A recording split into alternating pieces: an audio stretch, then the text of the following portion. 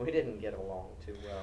Daniel told it, so Daniel said, "You suck," and then Siri said, "I'm doing the best I can, Shagufta."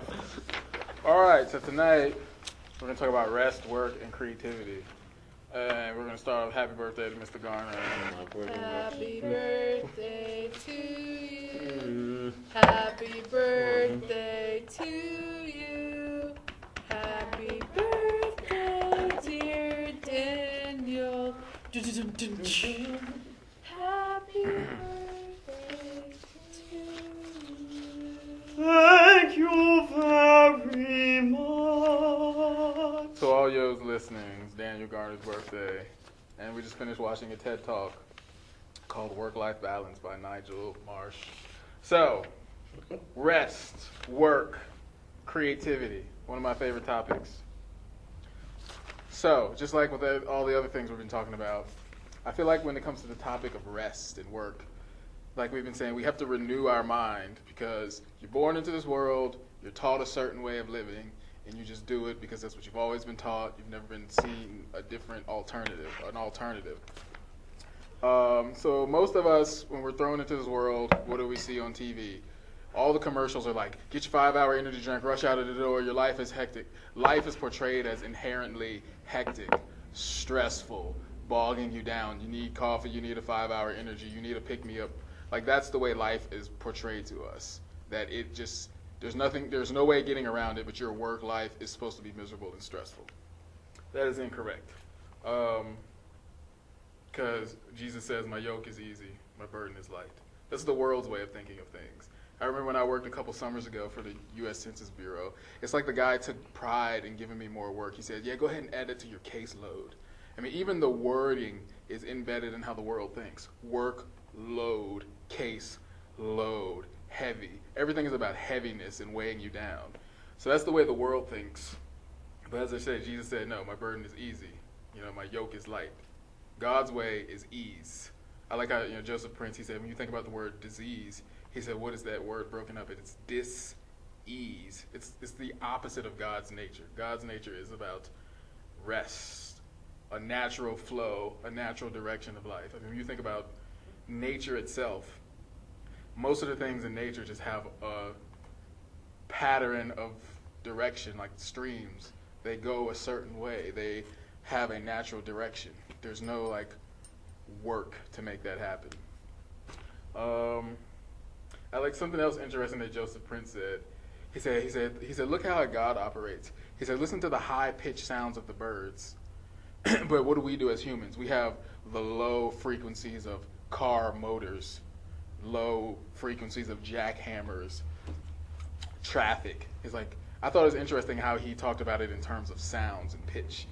And so he was saying, think of it, he said older men, they buy these little cages with birds that chirp because they put them in their house and it kind of relaxes them.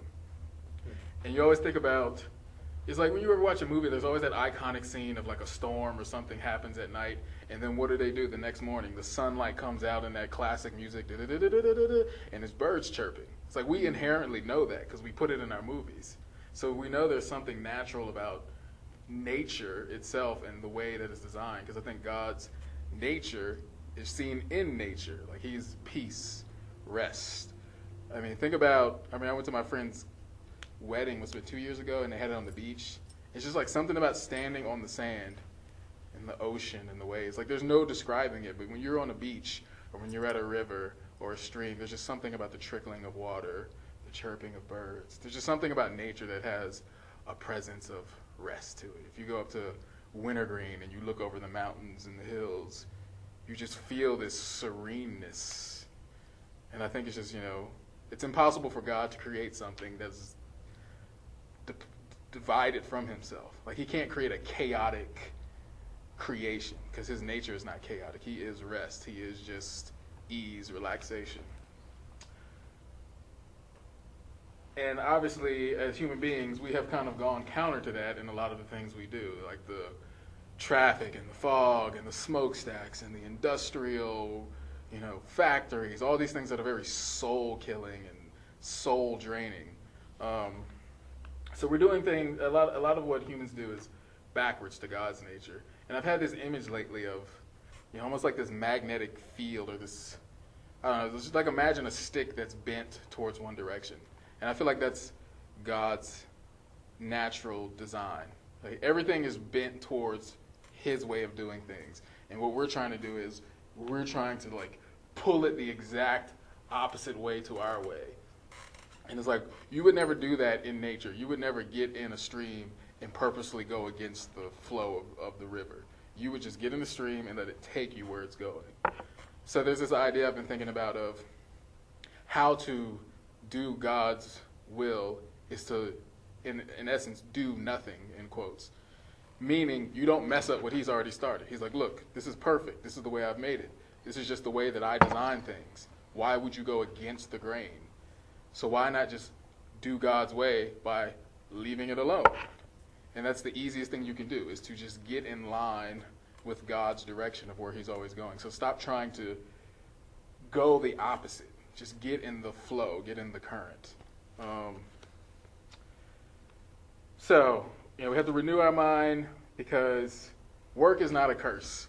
As is contrary to popular belief, work is not a curse as it's portrayed on TV, or as many people have this mentality. They wake up, gotta go to the 9-to-5 grind, we gotta do what we gotta do, what choice do we have? And so you might have heard this before, but before God pronounced the curse on Adam and Eve, there was work. Work was in paradise. It wasn't like, oh, you guys mess it up now, you have to work. He said, now when you work, it will be a burden, but work always existed. So I think it's just interesting to think of work as a element that's already existing in paradise. I mean, most people wouldn't think about working in paradise. Because there's always these images of like laying on the beach, with a pina colada and blowing breezes by the sea. It's like, you would get bored with that. Yeah, well, that's what I always think about, like, people who do have so much money that they don't need to work, or people that, in like, like old, like, Jane Austen stuff, the people who, it's just like, if you were a well-off person, then all you did with your time was, like, make the rounds socially. Yeah. And they had to stir up problems, they had to make problems, make drama. Interesting. Or like celebrities. Obviously, a lot of celebrities do a lot of work, but it's just like they have to cause problems. They get restless. There needs to be something going on. Yeah, it's interesting because I think it's just like most people have that sort of vacation mentality. It's because the work that they're doing now is tiring them out. So they think that, oh, my ideal situation would be constant vacation. It's like, no, your ideal situation would be in a place doing something you enjoy and is not burning you out. Right. To that point, people who are very rich and have everything they could ever want have a very, unfortunately, they have a high percentage of committing suicide, while people in poverty almost never commit suicide. Very interesting. People who are supposedly, as our culture would say, are happy tend to have the lowest happiness levels. Homeless people always come in with much higher percentages of happiness than do people who are well off. For one, this is not to say justify homelessness. I'm not saying that what I'm saying is that our standards of what constitutes happiness is very off. I would argue, as Mr. Hankins is doing, that where we find most joy is in doing something that we believe matters. And this current idea that, oh no, you do something you hate in order to get to a kind of like rest that then you don't do anything is totally off. You should be perpetually doing something that you think is meaningful, because then you won't want vacation from it. And also, like you're saying, when you're talking about the natural order is rest, you definitely do see birds building nests. You definitely do see beavers making dams. There's work in the rest of nature, but the work is part of the rest. It goes with it. When Jesus shows up, not to go into sort of a study of the Sabbath, you'll notice that why is it exactly that Jesus and all of the followers don't really follow the Sabbath exactly? Well, the reason is because the whole point of the Sabbath was to remind Israel that a Messiah was coming and that you would be freed from this toil labor that you're referring to when you talk about after the fall. So the whole idea of the Sabbath is to point toward God's promise, and also to point toward Like the originality, the origin of Sabbath comes from God resting on the seventh day, but our understanding of rest there is very wrong. We kind of have an image of God laying down in bed. No, rest in that context is God is now getting ready to do the work of running the universe that he just created. It's like resting down on the throne. Like that term there would be like, now that it's done, I'm going to operate it. Because the way Genesis sort of describes the creation of the universe is like a temple. And at its completion, it's like God will now run this temple, and it will be Eden, it will be paradise. But once you have the fall, the Sabbath then is to point back toward the original plan where God is running everything, and you're free from this toil labor. But once Jesus shows up, because he is the Messiah, the role of the Sabbath is really complete. It's done. Jesus has shown up.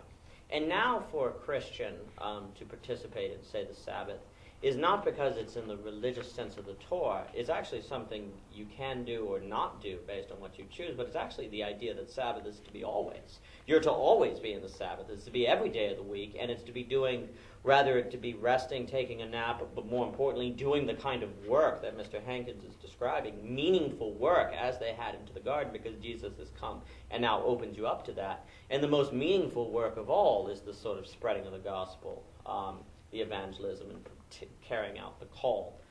That kind of work is the perfect merger of the rest and the work that you're describing there. That I got on the Sabbath comes from N.T. Wright. He has a great book on the authority of the Bible. Also, you'll see it in Scott McKnight's work, and I think Hayes has a part of it as well in the moral vision of the New Testament.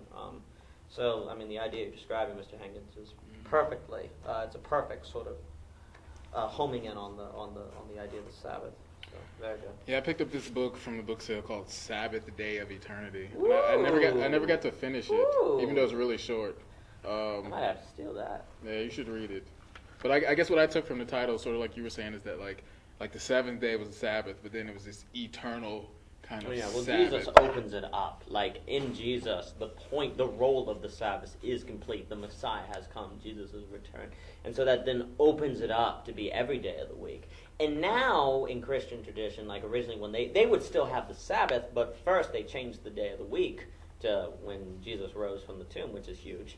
And now the point of it is to always be about the resurrection, not the Sabbath in the sense of the Torah law, but sort of the opening up of the you have this day of the week called the Sabbath in order to remind yourself that the Sabbath has been opened up to every day of the week and for all eternity. I'm going to steal this book and read it and see what it has to say. But yeah, so just like we've had other things backwards as far as going against the grain of God's natural order. I had never. It's so amazing. You could read stuff for like 27 years of your life and never catch it. But I was watching Joseph Prince and he said, read Genesis. It says when God created each day, it says the evening and the morning were day 1, 2, 3, 4, 5.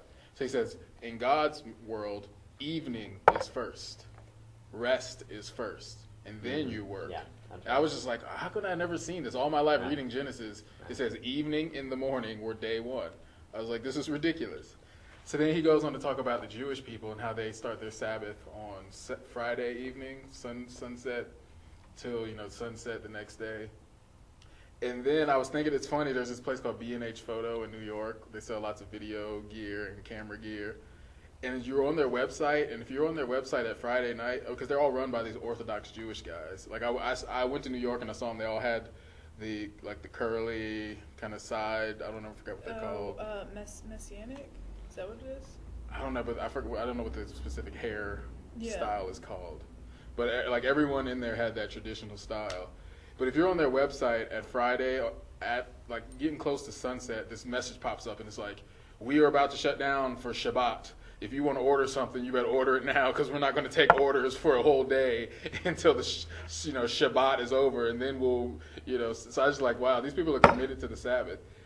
So then Joseph Prince just goes on and says these interesting things like, he says if you look at the Nobel Peace Prize winners, most of them have been Jewish people. Right. And so he makes this connection saying, is there something about the fact that the Jewish people really take this idea of rest seriously that God blesses them through that. And I'll connect that with some stuff later. Oh yeah, and to that, not to cut you off, Yeah. I don't mean to imply that Christians shouldn't take the Sabbath. Yeah. It's one of two things. Either A, you do a work that is always creating this sort of work, rest or meaning, but if you're in a situation where you're not there yet, you should most certainly take a Saturday or Sunday, whenever you believe the Sabbath is, which is controversial. You should have a day of rest, most certainly, and to do the very thing that you're describing. I mean, the Paul sort of, you can do it and you can't. It's the same thing as sort of circumcision, in all honesty, where you can do it, but you don't have to do it because you've sort of been freed from that as well. But again, I would suggest, if you're in a situation where you do something that is burdensome to you and you're working toward getting to that place where you get to do what you're passionate about, you most certainly should take a Sabbath, because that point you're making on the Jews is absolutely right. Absolutely. So I'm not saying Chick-fil-A is in the wrong. Yeah, I remember when I was in school, somebody challenged me to take a Sabbath, and I was like, "You're crazy. How am I supposed to take a Sabbath like in the midst of school?" So I started taking one on Saturday because it's like, I don't know, it was a weekend. It's not like I had classes. So I think you can take one, and sometimes I would like break it up. Like even if I couldn't do like all Saturday, like take half Friday night, half Saturday, or like you might have to split up during the week because there's. I think God understands the culture that we're in. So he, sometimes it's not always possible to do certain things exactly as, it seems like a Jewish culture did it or something. But I think it's very important. But we'll see why it's important as I connect these points. So I think to me rest says something about it says to God that we recognize him as the source. And what I mean by that is the only thing we really can do is rest and say, you actually do everything, and I'm just kind of acknowledging that. And so then Joseph Prince makes his point about faith. He's like, faith is actually rest. Faith is resting in what God has said he's done. You're not really doing anything. If you think about faith, it's not like, oh, I have faith in God. It's like, oh, so you believe God did everything that he said he did. You're like, yeah. Like that's all you're really, the only work, that's what he says is called the fight. We fight the good fight of faith. Because all we're really doing is getting our mind renewed. Like we're fighting off thoughts that say, oh, God is bad. God doesn't want to help me. You're reading scripture. You're talking with people. You're watching videos. That's the only fighting you're doing is fighting to get the thoughts that are negative out of your mind and get the true thoughts in to see clearly. Like that's really the only work you can do to have faith. But other than that, you're not really doing anything of merit where God is like, oh, I like what Bernard did. I see how he had faith in me. Like, there's really nothing. I don't know if you see where I'm going with that. There's nothing that we can do where God is impressed. Mm-hmm.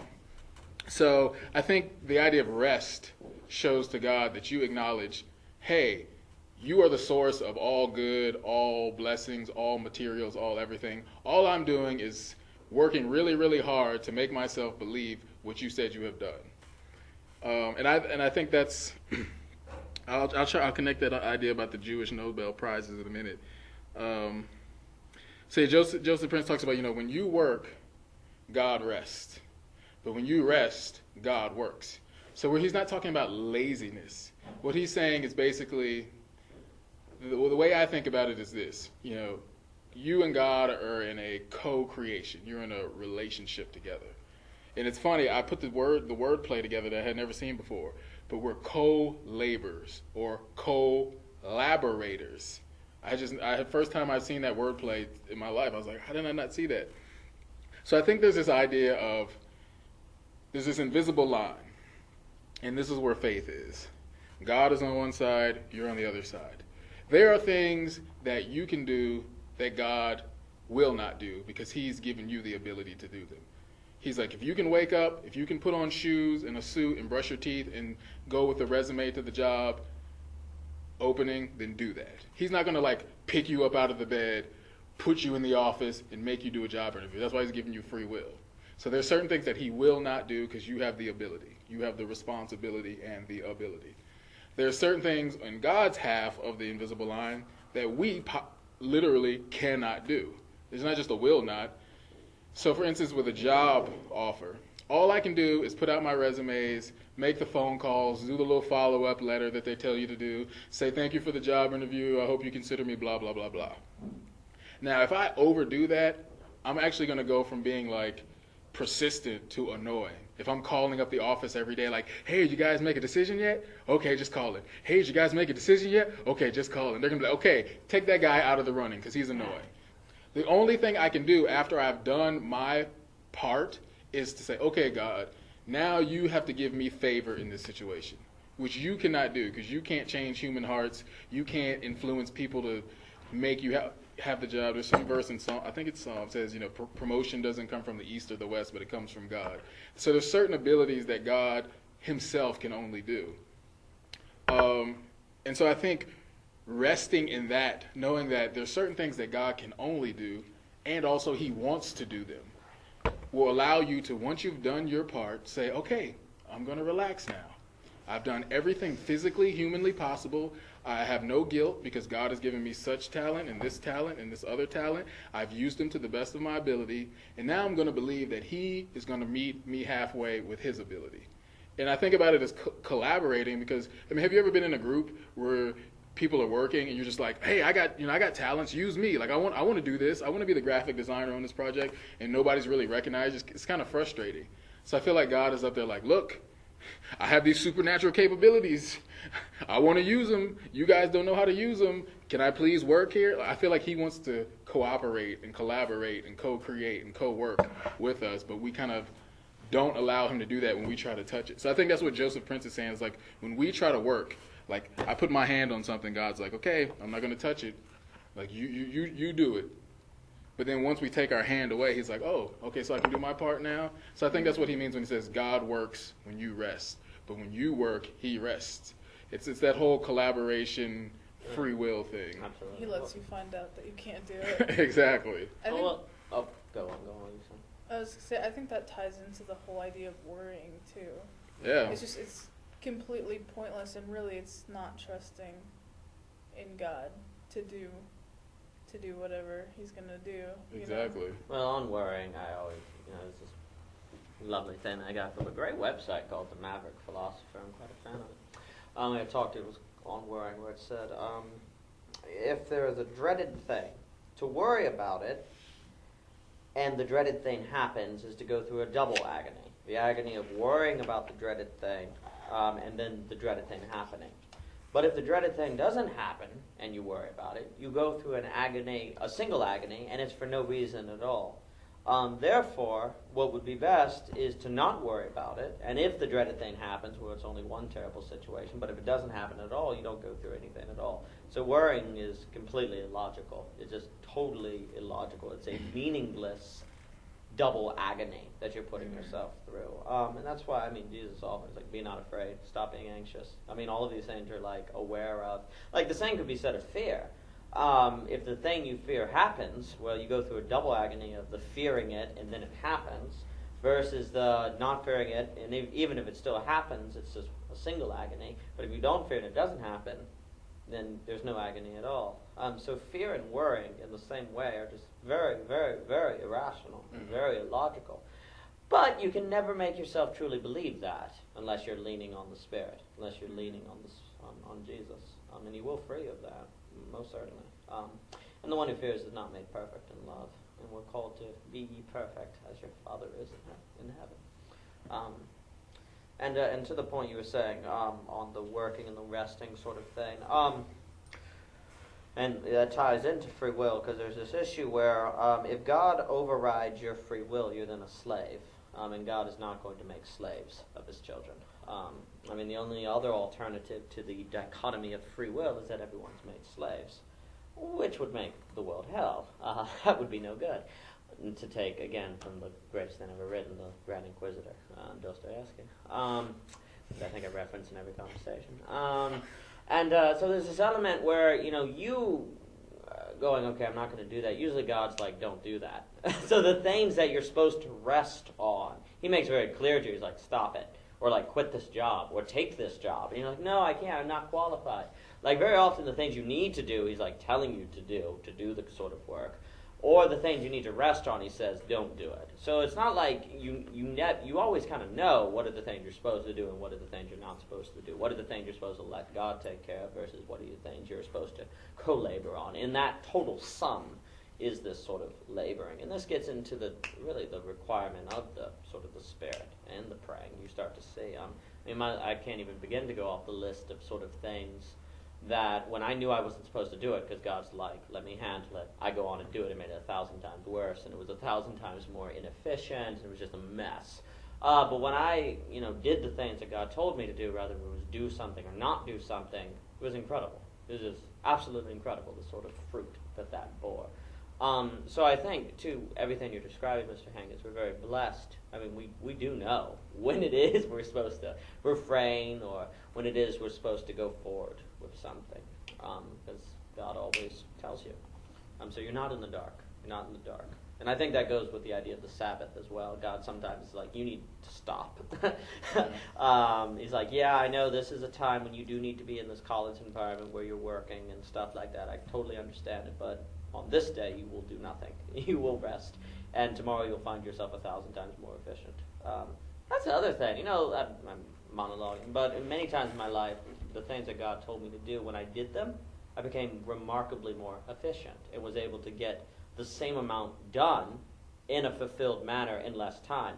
Like a paper that would take me 15 hours suddenly took 5 hours. A task that suddenly took forever then didn't take nearly as long either. That's like, have you read Blue Like Jazz? Yes, the Miller book. Yeah, the thing he says about tithing, where he the money didn't just tithe showed up. because he could barely Afford make it. ends meet, and then when he started just taking that 10%, that was the first portion he took out of the paycheck. All of a sudden, he wasn't struggling anymore. Like there was just always enough money for everything. Oh, I know that's true. As soon as I stopped worrying about money, money just kind of appeared. It's very hard to describe. It's there. Mm-hmm. Now, does that mean you shouldn't work for money? No, because there's a co-laboring that sort of goes into that. But there's this idea that if you'll just give 10%, you're good to go. Mm-hmm. Likewise, if you'll just give 1 day of the week, you're good to go. Or if you'll just stop these jobs that you don't feel like you're supposed to be doing anymore and do this one thing that I'm telling you to do, everything else will take care of itself. And it does. It really does. God is unbelievably faithful. Unbelievably faithful. Something you said. Well, stepping back a little bit, I remember we had this sermon in church, and the pastor quoted some guy. He said, he's like, when we worry, it's a sin. So the guy was like, well, if I'm going to have sin counted against me, I think I'm going to pick something a little more fun to do. That's awful. But I don't know, he wasn't being serious, but it's like, yeah, if you're gonna have sin counted against you, at least enjoy it. Not like, if I'm gonna have sin, I'm not gonna be like stressed. It's like, what fun is that? But I think you said about Jesus, you said like, what was you said? What's the verse? I guess it was related to like the lilies. I mean, the grass doesn't toil. Kind of. What was I gonna say about that? Do not worry about your life. Seek ye first the kingdom of God. Lilies of the field grow tomorrow. It was something. There's enough worry for today. Do not worry about tomorrow, for tomorrow will come with its own worries. Yeah. I like the idea where Jesus says, like, does a person worry? Can he grow? Oh, like, will he add an inch to his stature? Or a single hour to his lifespan. And I think about that quite literally. It's like all the worrying you do literally does not benefit you. Right. I could understand if more worry produced like something like, oh, I got 2 hours left to write this paper. If I worry, I'm going to get an extension. But that doesn't happen. You just worry about it. Mm-hmm. So it's like, what's even the point of doing that when it literally has no benefit? Well, yeah, and you have to make the distinction between worry and looking for ways to improve the situation. Yeah. I think. Because some people would be like, oh, so you just don't do anything, but it's not about doing anything. Worrying isn't doing anything. Yeah. Worrying is just making yourself more stressed than you have to. Yeah, and I mean, it's hard when you're also in a culture that almost prides itself on its work and its worry.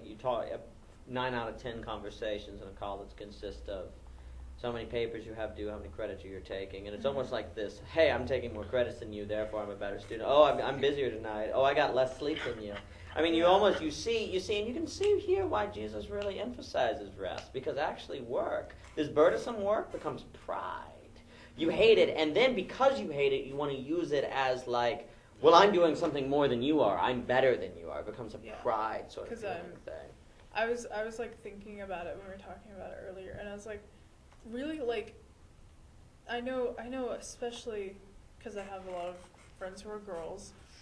A lot of girls who it's just like, oh yeah, I'm taking like 17 credits this semester, and blah blah blah blah blah, and it's sort of like that classic annoying show off kid in high school who was like, dude, I can bench like this much. Oh yeah, that's comparing exactly. like the heavy load. Yeah, that's sort of what it is. We're just like, complaining, but really we're showing off how much we can bench press. No doubt. Oh, that's exactly. And a lot of those kids I remember from high school who were really strong are now completely out of shape because they weren't doing it for their own, because they believed in it. They were doing it in order to show off to people. Like a lot of the dumbest people, a lot of the dumbest people I met were the ones who were quickest to tell you that they're taking 24 credits. Because they weren't doing it because they themselves thought it was important. A lot of them are doing it because, one, they feel like they have to, and two, they just want to show off. It's not about the intellect. It's about telling people about your intellect. And then there's no longer anyone to show off to. Or when people stop being impressed. And it's interesting. In my college career, I had a semester where I ended up falling into, in a way, a very high amount of credits. And I didn't learn. And that was the semester I learned the least. Mm-hmm. But a semester where I had 12 credits, I learned the uttermost. Because I was able to read a book of my own choosing every day. And I was able to start the read a book a day thing. And I learned the most. And the whole book? Oh, yeah, I read it. Yeah, yes. I love it. And I'm able to do it.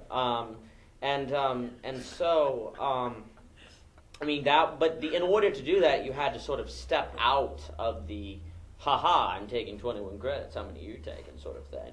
And that semester I was able to, of those 4 classes I took, which were all extraordinary, I was able to really concentrate on it. I got an unbelievable amount out of it. But that semester where I fell into, it was like 19. It was worthless. It was a worthless semester. Mm-hmm. But I was learning the most. No, I wasn't. And that, I think, applies to a lot when you get into this sort of work where you hate doing it. People like to do it actually in a way because they can say, I'm productive with my life. I'm getting so much done, but they're really not. Mm-hmm. Very often people, when they'll ask you, what are you doing after you graduate, it then turns into the same sort of game where you say, I'm going to go work at Goldman Sachs. I'm doing this, that, and so forth. And it's another sort of game of showing off. This year that I've taken where I'm doing nothing, I feel like I've stuffed another 4 years of college education. I mean, I've learned just as much in the last few months as I did in my entire 4 years of college, if not more, because I'm able to completely focus on what I feel led to do and what I feel led to learn, and there's no system to stop me. However, because of that, I can't go, I'm getting my master's in this, and hey, this is how many credits I'm taking, and my thesis on this, and look how productive I am. I can't do that. So I can't quantify it. So the world would say, you're wasting your time, when in fact, I feel like I know that I'm getting a far better education for a graduate level than everyone in graduate schools. That sort of sounds arrogant, but I know it's true. So and I think that too gets into the difference between doing a work for an external reason versus work for an internal reason, like external motivation versus internal motivation, which also sort of ties into everything that you're describing. That you're describing, Mr. Hankins, if it's an internally motivated work, you'll get more done than you know what to do with, and love every second of it. Like there'll be days when I, could read for a very, very, very, very, very long time, or type on a document for days I did for 20 hours, and never stopped and loved every second of it. I remember nights in Clements, though, where I couldn't type for 30 minutes without wanting to throw my laptop through it, because I didn't want to do it. I hated the subject. I remember having to read books for class. I couldn't read them. They were terrible. They took forever. And then you would have that ACD. You know how none of us are able to focus? ADD? Well, ADD. Yes, that's what I meant to say. Well, it is especially the case that none of us can focus when we have to do something that we hate. I mean, because you don't want to do it, so of course you're not going to focus on it. But when you're doing something you're internally motivated to do, and you're not doing it to show off, then you focus and you flow. as Well, you you've been can't saying. you can't go too far with that because you are gonna have to do things you don't want to do in life. Well, but That you is the see, way but of I life. guess the distinction here would be you're right. Getting But to the but the point where- reason this is the trouble. The trouble is when you do stuff you don't want to do, and it's not in order to get to something that you want to do. We have a culture that does stuff that it doesn't want to do for no more reason. sake than doing it because it doesn't think there's an alternative. Because it's noble. Because it's noble, because it doesn't think it's an alternative, it's never stopped to ask the question, and it's not goal-oriented. Because this is the trick, actually. What I have found when I've done stuff that I didn't want to do, but it was in order to get to something I wanted to do, when I started doing that thing I didn't want to do, suddenly I wanted to do it. Suddenly it transformed into being part of the quest to do that which I wanted to do. So, I mean, yeah, you're right, you do have to do things you don't want to do, but oddly, when it's for a purpose, suddenly that which you don't want to do, once you take up that cross, you Becomes find the okay. burden is light. Yeah. Well, I have to go, but how fast do you read? I like to read. Well, like, how are you like one of those people that can like look at a page and pretty much know what it says? I like to read. I like to read. It depends. I like to read. I like to read too, but it takes me like months to finish a big fat book because I read really slow. There's a wonderful book by Adler called How to Read a Book. Mortimer Adler, who's a wonderful philosopher who wrote a book on Aristotle, the 10 most misunderstood philosophical questions. He's actually the founder of the Great Book series, Martin Adler. He wrote a book called that you're more than free to borrow, called How to Read a Book, that really sort of does an extremely good job of sort of outlining the principles by which one goes about to read. And I would be more than happy to learn that too. It'll probably take. But there's sort of an irony. There's sort of an irony there Yes. where you have to read the It's book meta. in order to know how to read it. Meta book. You're already doing this wrong. I started with that. But anyway, no, this is an unbelievably important subject. So Yeah. continue, Mr. Hankins. So yeah, a lot of the stuff you guys brought up, I'll loop back around. Excellent. Please do. But something you said, I saw this when you were talking about taking a day of rest actually made your rest of your week more efficient. I see this interesting intersection there with creativity Yeah. and how the world approaches, like, creativity requires time. I mean, it's just the way it is. We don't see that nowadays because everything's about fast pace. Oh, we need another hit from this artist, so pump it out. You know, we need another painting, so pump it out. But good work takes time. You think about the Renaissance. I read in this book here, Creativity. It's like this dude spent like, I forgot, what is the number? Like 50 years on a door or something. Like this iron door for something. He's just like sculpting it and making it perfect. He spent 50 years on a single door. And then he went on to the second door. Mm-hmm. It's like, nobody does that nowadays because like we need stuff fast. And my brother, he said he was listening to some sermon up at Virginia Tech. And he said the reason that like guys are able to like look at pornography is because it's easy to dehumanize a woman when you're in a consumer culture. It's like the woman is no longer a human; she's just something for you to consume. An object. So like that's how art is, and even our education is like it's not so much about taking in and sitting with and learning. It's just like consuming as much information as possible to look smart. You know, we're in the information age where it's always like, go to our website and get the quickest update on this news story from our website first. It's like, it doesn't even have to be anything that interesting. It's just the fact that you can get it and you can get a lot of it. It's like, but what are we actually consuming?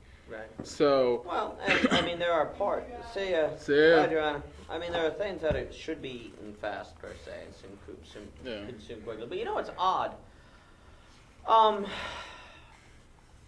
That the things that people spend the most time on and don't just consume them quickly tend to be things that are totally irrelevant, like Cosmopolitan magazines, not to be mean. Celebrities. People will sit down and watch the Oscars. Like, will sit there and watch the entire Oscars. When if it's like, looking at a piece of art, they'll go, and then keep walking and try to see how many they can look at in the museum in a day. Yet they'll sit down and watch celebrity news, or they'll sit down and watch some comedy show or some movie that's stupid. Not to be judgmental, but to be judgmental. So there's this interesting sort of thing that shows you that people still want that sort of focus. It's just that it's directed toward trivial of phenomena of things. But you're right about the consumer. Wallace and his Infinite Jest really does a wonderful job at sort of outlining the horrors of that. And the solution is a movie that if you watch, you can't stop watching. So it's like and then governments want to take control of it in order to control nations and all of that. It's a pretty funny book, although it's really depressing. And he killed himself, unfortunately. But go on. But yeah, so the idea of creativity, relating that to what you were saying about taking a single day off. It's like people, I think, are afraid to take that single day because they don't really think it's going to yield efficiency over the next 6 days. Oh, yeah. And they're scared someone will get ahead of them as well. Yeah. Yeah, that brings in the whole competitive element, which goes back to identity. You are your unique self, and you don't have to be compared to anybody else because literally no one can compete with you because you are, as I say, a monopoly unto yourself. No one can compete with Daniel, Bernard, or Shagupta because I have nothing in comparison to your life. They're like, I'm a black male artist, poet / filmmaker who wants to do these specific things in my life. Like, why would you compare your life to mine? Well, I'm a tennis player who's a white female. It's like, it doesn't even make sense to compare those two people because they are literally incomparable to one another. It's like you learning math. It's like comparing apples and oranges. You literally have no points other than they are both fruit. Oh, yeah. And that's the equality thing. And also it helps you when you realize there's no such thing as when you say you're a black poet, et cetera, et cetera. Those are not separate. They're synthesized into one. So it's not like I can say, well, I'm a poet and you're a poet, and I can say, well, I'm a better poet, therefore I'm better than you, because I do not equate to the particular synthesis of all of the experiences that you have, et cetera. Now, there seems to be something where human nature is to create hierarchies, and that is the fallen nature we have to destroy to take the thesis of Demond's Homo hierarchicis, which is a brilliant book based on the Hindu caste system. Brilliant book. The other thing I was going to say, we live in a globalized world. Friedman in his The World is Flat, he also alludes to it in the Lexus and the Olive Tree. He talks about where every single day in the globalized world is a 100-meter dash, where every nation has to win the race and have the strongest economy. And just because you win yesterday doesn't mean you're going to win today. So every day you have to start again. And we live that in our daily life where, well, I was the best yesterday, but I have to go quick today or I won't be the best today. But you see, that whole idea is very flawed. Because what do you mean by best? Best in comparison to what? You have the most money? Are you achieving your dreams and visions and goals? Because if not, you have no other standard by which to determine if you're the best or not. And there's also a fallacy, I think Friedman makes a fallacy when he describes nations that way, because the nations that are making the most money now are the collaborative nations, not the ones that are in a race with one another. That was maybe what he describes as globalization 2.0, but that led you to World War I, World War II, and all of the modern wars. Today, the nations that are doing the best are the ones that try to solve problems. They say, okay, how do we fix poverty? Because if everyone that was in poverty were brought up to middle-class status, you know how much money businesses would make by doing that, and to have this whole other consumer sort of like population? I mean, countries are starting to realize that, and you have this sort of social entrepreneurship sort of dialogue going on. The way to make money isn't to compete. The way to make money is to solve problems. Now, that's a freaking mind-blowing idea. Creativity seems to be valuable. I don't know why. But no, like China, China isn't in a political deadlock, but they're starting to go, okay, we have two choices. Either we try to build up the East and outrun the rest of the world by having a really strong East, but that seems to be unsustainable because everyone in China is starting to get furious with us, or we try to industrialize Western China, which is still very poor. What are we going to do? If China was smart, they would start to industrialize Western China because there's lots of money to be made there, and also you raise the happiness level of the country, and also you don't make this sort of Cold War-esque divide between very advanced Eastern China and very poor Western China. And China, luckily they're starting to kind of get that, hey, if we make Africa rich, Africa likes us, and there's another consumer market. So, I think that too, rather than people waking up every morning and going, how can I be better than Bob here? They should be waking up every morning and going, how do I make a difference? How do I solve problems in society? How do I help the homeless people down the street? Because at the end of the day, that's what actually makes the most money. It's the entrepreneurs that wake up one day and say, how do I make communication better, that invent the internet. or Gateway or products that make them billions of dollars. So like this kind of ideology that you're proposing is the economists would give it a bunch of thumbs up, because that's how you make all your money, when you start making this shift from a competitive philosophy to a problem-solving philosophy. And the sooner we do that as a global economy, the sooner that not only will we be prosperous, but we'll live longer, because we'll move from this unsustainable consumerism that's destroying everything to one that actually makes a difference. And not only will that be more sustainable, but everyone will be happier, because people want to live for purpose, not just to consume. Yeah. It's like you're saying about the nations competing. It's like when you are when you're trying to be the best, there is no rest. Yeah. Because like once you make more money, somebody can just make more money, and then you have to make more money, and then they have to, like this. It's never ending. But when you're And it's worthless. When you're competing against yourself, your only standard is yourself. And to the degree you accomplish your goal.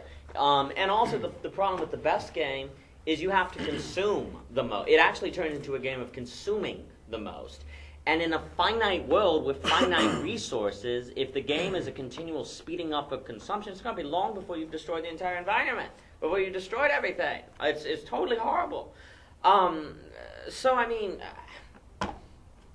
mean, also that's an interesting point, because I can't remember where I read this. It might be totally wrong. But another idea with the Sabbath is like by now. Another idea of the Sabbath was to actually stop consuming. I went to this girl, Tevin East. Because they were like fast on that day as well, sometimes, very often. But she did this whole. It was amazing. This girl, she's a dancer, poet. I forgot what else. But she had this one-woman show where she basically just had these boxes that had like locks, and she would unlock and unfold them, so they would create different sets. And so she would dance and sing and do poetry, and the whole thing was about economics, ecological, environmental. And so at the end of the show, she passed around like a bowl of fruit, and it was like, take as much as you want, but only take as much as you need. Mm-hmm. And if you feel like you're going to need a little more for the day of rest, well then take that. Mm-hmm. And so she had this whole thing about how money intersected with environment and how we use things. And yeah, you were saying, made me think about. I think Old Testament, God would tell like, let the land rest, like once every 7 years. That's huge. Because that's what I'm getting. Correct. Like there is always in the Old Testament this idea that with your Sabbath, there's the stop working the land, let it rest. Like on your 7th year, you would not allow it to grow because the land had to rest, because you would grow it into oblivion. And that's happening now. Government, another horrible program by government, subsidizing farmers, where they have, for one, farmers have to grow the same product every single year, which destroys the land. And they can't stop. And a lot of farmers are like, no, we have to move fields. But the government's like, you'll lose your subsidization if you do that. There's a great on the Fora network. There's this great guy who gives this long presentation on food in America. So when the land begins to fail, what do? They pump it with freaking chemicals. Which there was that wonderful thing on Hawaii with the Itchy and Scratchy? So I can't even say. No, the Pinky Show. Pinky Show. I'm getting scratched. I'm getting from that's Simpsons, isn't it? Yeah. Anyway, it was brilliant. And they have that problem where because they want to work the land into oblivion, they then need to use like chemicals and genetic engineering to make it work. So then you mutate the land, which just makes the problem worse. But no, in Christianity and Judaism, there's always this idea of no, you need to let the land rest. Don't work it into oblivion. And again, if we were to move our way of thinking from, if you were just to redefine the basic definition of economics, which I will pose as the distribution of limited resources, to rather the making abundant limited resources, you would have quite the renaissance, and that's exactly what we need. If we moved from thinking who can consume the most fresh water quickest to how do we make the most fresh water, then you would have a much better world.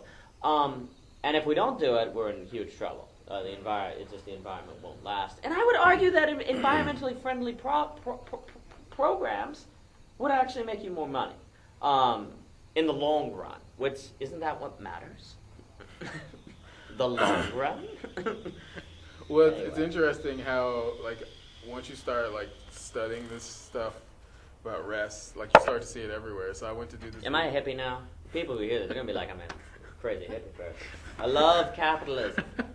Just think it's gotten stupid. I'd argue it's now banktocracy. It's not capitalism. And corporatism, which is not capitalism. But that's a whole other conversation. Anyway, go on, Mr. Hankins. But so I was doing this video shoot for this cook in Sears, and she was cooking this steak. And she said it's very important for when you're cooking the steak to actually take it off the heat for a little bit and let the meat rest. Because when you let it rest, it actually allows the juices to absorb, and it's more succulent. I was just like, this is incredible. Everywhere there's this principle of rest. Like you work the meat, you cook it, you tenderize it, do all the stuff you do, but then let it take a break. Like everything has a cycle of break. It's like 1, 2, 3, 4, 5, 6, 7, break. 1, 2, 3. Like there's breaks in every part of life. It's just like, are we aware to them? I think it's embedded in everything. There's just even breaks in your breath. It's like you breathe, breath. There's a space. You're not breathing enough. Yeah, exactly. Hurry up. There's space in between. I mean, if you think about music and rhythm, there's rest. You literally, it's called a rest. You play some notes and then it's a rest. It's just everywhere. But back to the creativity thing.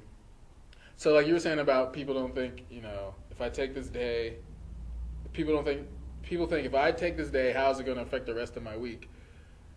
And we have that same attitude towards creativity. It's like people want that benefit of what being creative does, but they're not willing on the front end to say, okay, well, this is going to take a little time to wait, see how the idea works out. Like I saw Shagufta, you doing that one day, doing the like a word association to get your paper. That's like, like most people like, you're wasting your time doing a word, association, trying to come up with ideas. Just write the paper. It's like, well, what if this is like the idea that I come up with? What if this is it? What if this actually? Because like once you get that idea, then it just explodes. Oh yeah. You know what I'm saying? Once that's the interesting thing about all of creation. It's like you put a seed in the ground, boom, crop. Everything is about doing that one little thing, waiting some time, and then you're just off. But it's taking that step of faith to be like, okay, God, I'm doing my part, and I'm going to trust that once I do my part, you're going to come in with the abundance. That's right.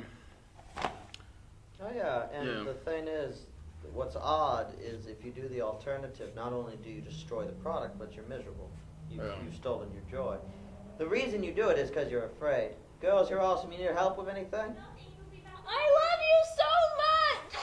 I love you so much! And a crockpot and an annery and clothes. Do you have the car? We're going to the car. Okay, excellent. Good girls. Love y'all. You guys are all sorry to be so You're not. You're not. This is a free-flowing form of happiness. I'm so loved. Yes, you are. There we go. Outstanding. I spelled the L-U-V of Love, love, love, love, love, love. Isn't you like a math symbol that means like LV? So, love y'all. Bye. It's also an airplane. Bye. It's also an airplane company. As I said. In high school, I noticed that I ended up having to like not work on I chose Friday not to do any homework because I physically couldn't do it. I ended up burning myself out senior year, and I actually would end up skipping school at least one day a week just because I was mentally incapable of being able to go to school that day. And my parents saw that I was struggling a lot, so they'd sign off on oh, she was sick that day. And in a way I was. And so mentally sick. Oh, yeah. Well, and I mean, it's horrible how we create education to be who takes the most AP classes, the most because people don't learn anything. I'm going to start going around and being like, hey, give me one fact from any of your AP classes. Do you remember just one fact? If you were to ask that to me, I would be like, Asia is a continent? I mean, it's like you don't learn anything by putting yourself through that crap. You don't. Your body doesn't. It turns out that the only way to learn is if your body's healthy. Okay, this is crazy, because apparently your brain is part of your body. So if your body's miserable, apparently you don't learn. Get the out. It's crazy. And also they do the same thing in college. Who's taking the most freaking credits? Who's in the most clubs? All of that. You get nothing out of this. Nothing. And yet, you're not going to get a good job if you don't do this. I mean, this crap where you don't get into an Ivy League unless you make yourself miserable in high school or a good school or what have you. You don't get a good job. It's wretched. It's absolutely wretched. I would argue, and a lot of people would be furious with me if I did it, I would argue that never before has society been stupider. I would argue that the PhD program, which designs you to be very specialized in one thing, is horrendous. That's not intelligence. Intelligence is to be intelligent about many things, not just over-specialization is a nightmare. The program shouldn't. It used to be you were educated based on how able you were to integrate, your capacity to integrate and to abstractly think. To really, what does a philosopher do? Well, you present them with information and they're able to think about it, to look at it, to approach it in the correct manner. They're not someone who you can go up to and be like, what is the name of this tribe? And they list off a million facts about them, but if you ask them about some other subject, they're like, I don't know anything about that. You're supposed to be able to know a lot about a lot, not to know a whole lot about one thing and nothing about everything else. So the very just design of the education to be this sort of burn yourself out to learn and then learn about something that's overly specialized and you don't really know how to think for yourself is horrendous. It's a horrendous model. I read over the letters of Samuel Johnson. I read over the works of all of the poets, the Selleys and Geigo. These people are unbelievably brilliant. And I read the emails of some of our best and brightest from a drunken frat party, and thank my goodness. Which is to be discriminatory and mean, forgive me. There's nothing wrong with frat parties, but my point is simply that we are not necessarily smarter. And this model, and yet we think we are, and we're not, and we're making ourselves miserable in the process. I mean, some of the jobs that are supposedly most productive in our society, they don't create value. Take some of our investment bankers, people like Mr. Chen, who did that so that he can go back to China and begin some necessary sort of reform in Chengdu, Western China. They burn you out. You work 1 million hours a day. To do what? To move money around. How does moving money around create value? Well, it doesn't. I mean, it doesn't, but that's how Wall Street works. So you got all these people burning themselves out to do nothing. It doesn't create value at all. But of course, maybe, again, I'm just being a hippie. So it's silly. I mean, I guess all I'm saying is, yes, I did the same thing. It's ridiculous. The only thing that kept me sane was that I would go home and work on my own stuff. I would sit in class and figure out how to take the information that they're throwing at me and use it for my own projects. Say I did that at UVA a lot. I would sit in an English class, I go, man, this class is awful and I don't like it. So, okay, well, I need to figure out how to make this good. And like Joanna was saying, like sometimes you have to do things you don't want to do. Yeah, I would have to take requirements I didn't want to do. Well, once I got there, I said, you know what? I'm going to figure out how to use this for you, Celia. I'm going to figure out how to short stories. I'm going to figure out how to use this information. So I flipped it around, and then it became something I wanted to do, even though the professor was a douche. So I mean, you got to do that, and that's the only thing. Listening to you say the word. Okay, douche. I mean, there has to be this sort of, if you don't have your own projects or things like that, you'll go crazy, and you will burn yourself out. But it's amazing that once you get your own projects, that becomes a rest. That becomes the rest. It's amazing. Yeah. I'm monologuing this evening, Mr. Hankins. I still got to finish this book in praise of slowness. That book's brilliant. I still need to finish this. In praise of slowness, everyone. Brilliant book. But yeah. Brilliant book. So yeah, it's like people are just unwilling to take the risk that it takes to go slow. Yeah, on the front end, because yeah, we have this, everything is fast food mentality where it has to be done now, and nobody really knows why. It's just speed for this, like you said, challenging the cult of speed. The subtitle, it's just like speed for the sake of speed. I mean, I think it also has to deal with this innate feeling that people can't explain, fear of death. Like I think people are just trying to do things very quickly because it's like, we don't have enough time and we don't know where our life is going, so we just got to do as much stuff as possible before it's over. And my main point that I was going to say, I think this whole culture of speed and stuffing is based on fear. You're afraid that if you don't take 1 million AP classes, you won't get into a good university. Yeah. You're afraid that if you don't work as fast as you can every single day, someone will get the job that you've got. You're afraid. It's all based in fear. which is completely counter to the Jesus has said, be not afraid. Yeah. Be not afraid. Stop being afraid. The one who fears is not made perfect in love. 1 John 4:18, 4:6 or 4:18, I think. It's all based in fear. If you read this book and you see it, it's true. You go slow, you get more done. If you go slow, you're healthier. Yeah, it takes longer to prepare food, but you don't waste hundreds of hours at the hospital. If you go slow, apparently your sex life will be happier if it's slow. Apparently everything will be happier if it's slow. You got to take away the negative connotations of the word slow. That's what we've fallen victim to. We think slow equals bad. Yeah. That's what's got us. We think fast equals good. This is a foolish dichotomy that gets into, again, problems of language and what have you. If you read Prometheus Unbound quickly, you did not read Prometheus Unbound. I don't know how to tell this to you. Yeah. Yeah, the thing to offset that is to go back to that idea that you are a monopoly and God has this lane of life. You can't lose it. The lane of life that you have, God is like, nobody else can get in this lane, Bernard. Right. Like, you are the only person on this lane, and you're going to a specific... Like, if you just don't wreck. Yeah. It's like, if you got that mentality that, like, my life is so specifically tailored for me, you would just relax and be like, okay, I'm going to get there when I get there. Because my path is based upon my path. Correct. Like, if I'm 30 and I'm not married, I don't look at everybody else who's 30. I mean, that's the problem. Like I said, you have to renew your mind because you get all these messages like, oh, you're 30 and you don't have kids yet? What's wrong? It's like these mentalities that are preached that you don't even think about but are ingrained in you. You start getting 30 and you're like, oh my gosh, I'm not married, I don't have kids, I haven't really got my career off the ground. What am I doing wrong? It's like, you're not doing anything wrong. Like, your fear is based in some mentality prescribed by someone else that you don't even know. It's just that global consciousness about what your life should be at a certain point. I mean, and it's with everything. Well, you're the standard. You're the only standard for your own life. And if you live by any other standard, you're done for. Because it's alienating.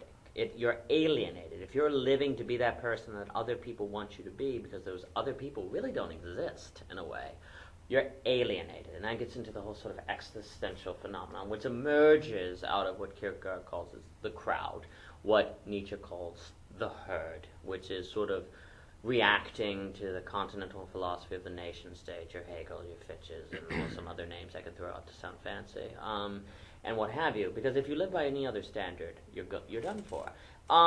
If you live by your own standard, and your life's joy and happiness and what have you is relative to what you want to do with your life and who you determine yourself to be, then you're good to go. You don't have to worry, and you're free of that. And Jesus encourages you to do that. He's like, do this, otherwise you'll be miserable. Hey, do this. So you're exactly right. Absolutely, mister. I mean, and the funny thing is, it's like, I love coffee. I think that is the key, like, tying this back into identity, which, gets back to the core of everything. I feel like the hardest thing for each one of us as individuals to do, the challenge, is how do I find that uniqueness of self, and how does that plug into the group? Oh, yeah. Because that's true. there is... The problem is people are controlled by the group.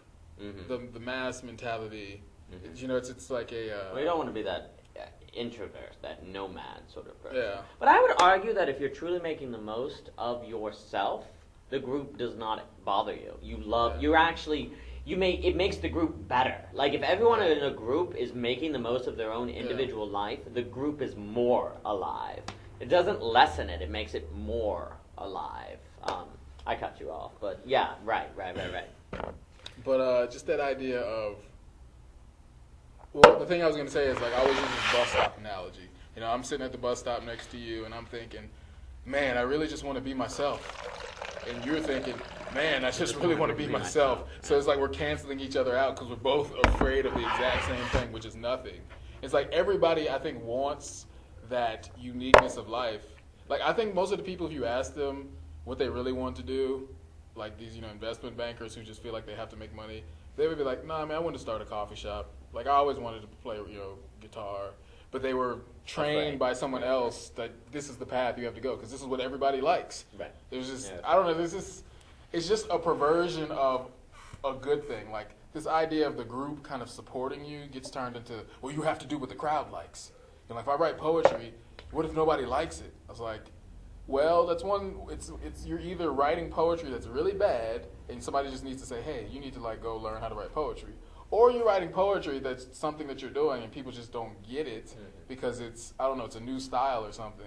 It's like you can't conform to the group because people don't get it. It's completely an objective good thing if somebody says, "Well, you told me the poem was about two people getting married, but what I got from it was they were getting divorced." If like the whole audience tells you that, then you could be like, "Okay, maybe I'm not clear in my techniques of writing." But if somebody says, "Yeah, I didn't like this line or that line," that's completely subjective and personal preference. Right, exactly. So it's like you can't conform yourself to what society wants because it's you what just put it right there. It'll be fine. I mean that's the problem. Like people conform themselves to what society wants for the sake of nothing else. Then that's what society wants. There's no real reasoning behind it, and it gets into the core of insecurity. It's like if you're swayed by these external circumstances and opinions, then you and yourself need to get that root of fear taken care of. Because I mean, it comes down to like you can't escape it. Like every conversation I have, you have to know who you are in God, in Christ, to truly feel secure and loved in order to withstand the tidal wave of human opinion. It makes me think of something Sandra Bullock said.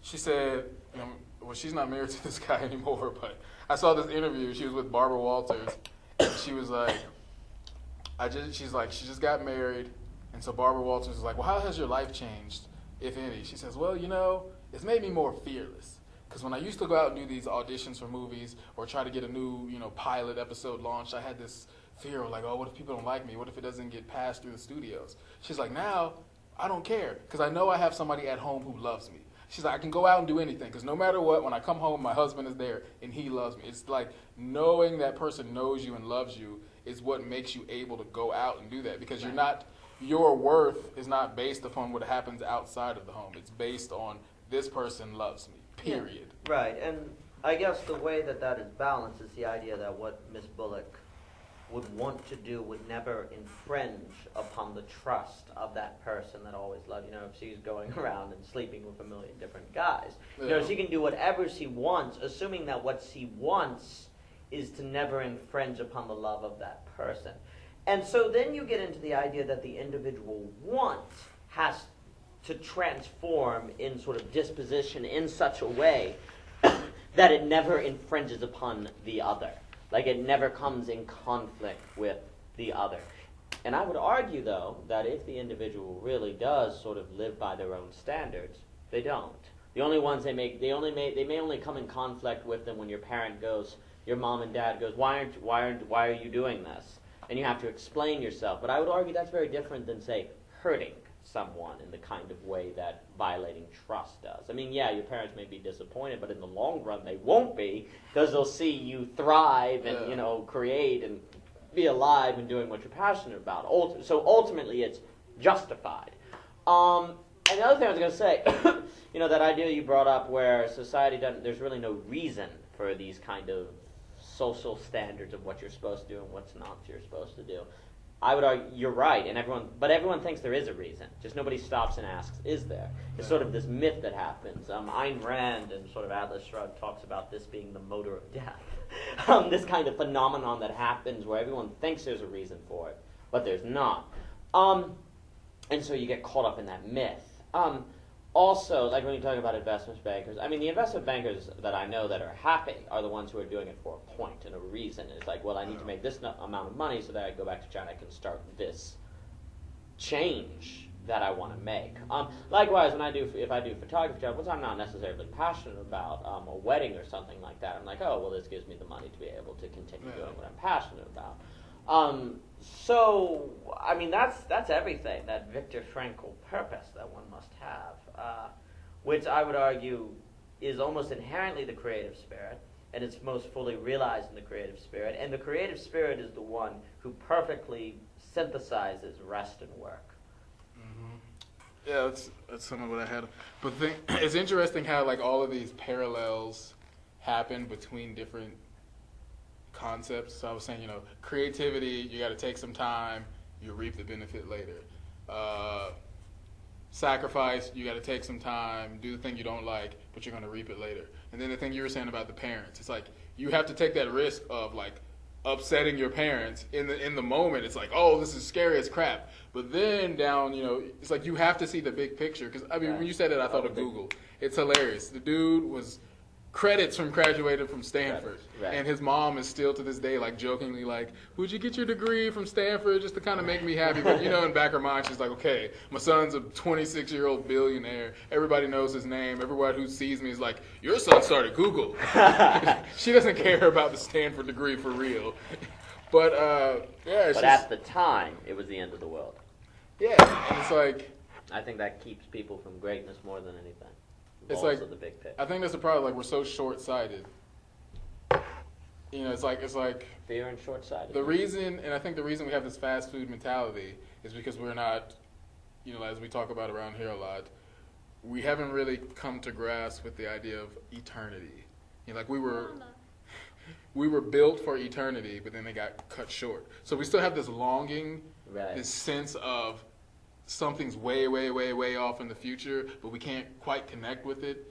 And so we feel like we have to do everything now because we don't know how to get to that end. Oh, yeah. But there's this constant desire to do more and more and more and more. But when you can't fulfill that, what you try to do is you try to fill it up in these little drop. Like I always explain it, it's like trying to fill it up with if you were thirsty and I came to you with a water dropper and like put it in your mouth one at a time, you'd be like, this is so unfulfilling. But that's what we do with our life. Like you want a cup of water where all of the water goes down your throat and quenches your thirst. That's nice. That's what we want to do, but we sit there and it's like, okay, today I'm going to do this party, 1 droplet. Okay, then I'm going to make this much money, 2 droplets. And your throat is still parched because it's I like still that. it's getting That's little a good droplets image. one at a time. very It's good kind of wetting your whistle and you're like, okay, I'm not dying of thirst, but I'm not really fulfilled. I'm not really satisfied. So you got to just take that whole cup of water in one fell swoop. Right. And actually, in many respects, the drop of water just makes you angrier. It just taunts you because it's like, Yeah. I'm not really getting it. I'm getting it, but I'm not getting it. It actually just makes things worse. I would argue that's very much the nature of sin. Sin is that giving you sort of drops of water of eternity, but not really eternity. So it just further addicts you, further throws you down the spiral because it makes you more angry. And now that is definitely, that's a very good image. I like that, Mr. Hankins. Well done. And see, but the thing about God's way is, the funny thing about is like sin, it's always this perversion.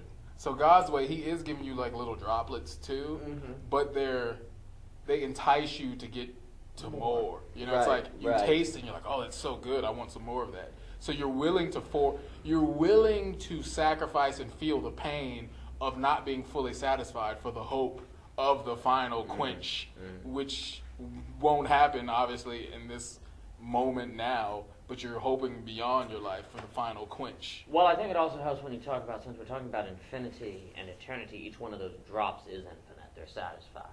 Because in infinity are infinite infinities, in a way. A drop of infinity is still infinite. So it satisfies and points towards something even higher, although it's hard to imagine. I think the error is when you define eternity sort of as future versus now. You make that shift, it's very important. You're not free after you work a lifetime of being miserable. No, you're free now. Yeah. You're not supposed to be happy after going through 6 days of the week when you're miserable. No, you're supposed to do it now.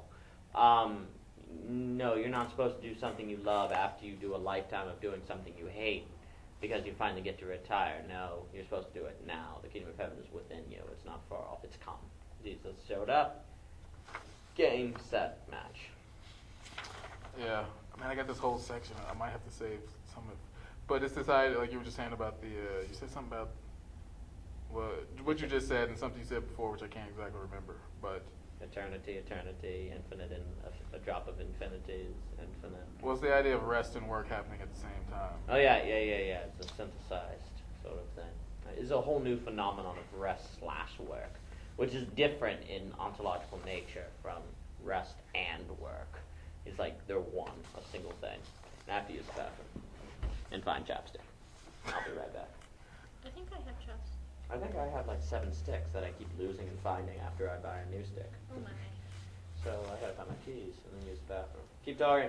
Well, Yeah, it's not. That's one thing Joseph Prince talks about. It's not Because he's brilliant. because I think people hear this idea of rest, and people associate rest with laziness. Yeah, it's really terrible. So when you say I'm taking a break, they think, oh, you don't want to work hard. And it's like, no, I need a break. Like you're like, if I would have had a break, during the week, I wouldn't have to miss a day of school because I would have done it in balance. So, he talks about this idea of rest in work, not rest from work. So it's the idea of, we talk a lot about flow. The guy who wrote this book, what's his name? I cannot pronounce the last name. That's it. Yeah, I think it's Russian or something. First name Mihaly. Interesting, his first name is like the last part of his last name too. But anyway, he coined the term flow. Csikszentmihalyi? I need to look that up. I'm really curious. And actually, no, I'm not gonna remember. But so he coined the term flow. And this is some of the things, this is some of the characteristics of flow. Well, this is interesting because he did this experiment where he wanted people to explain their experience when they felt like they were in flow moments.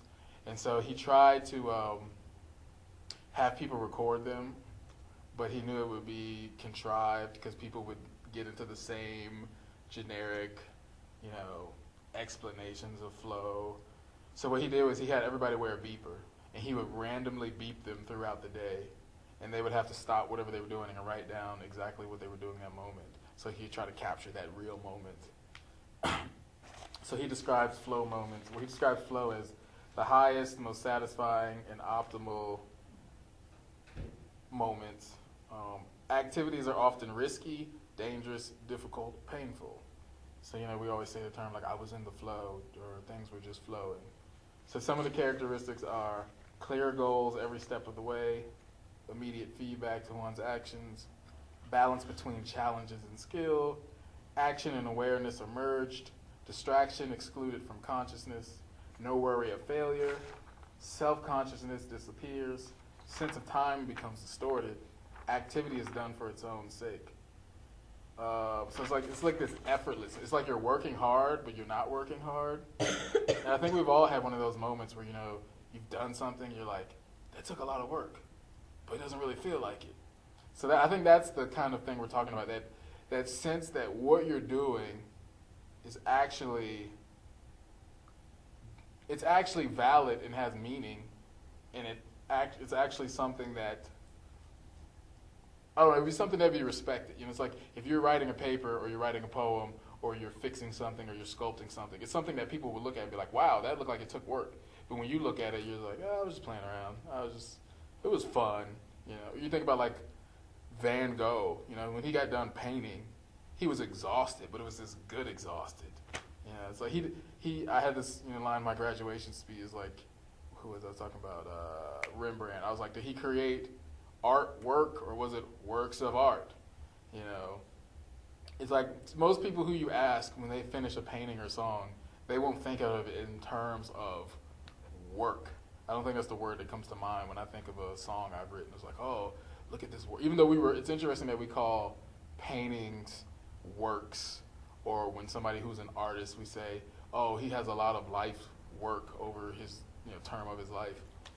I notice, I don't do too much art nowadays because I'm too busy. But,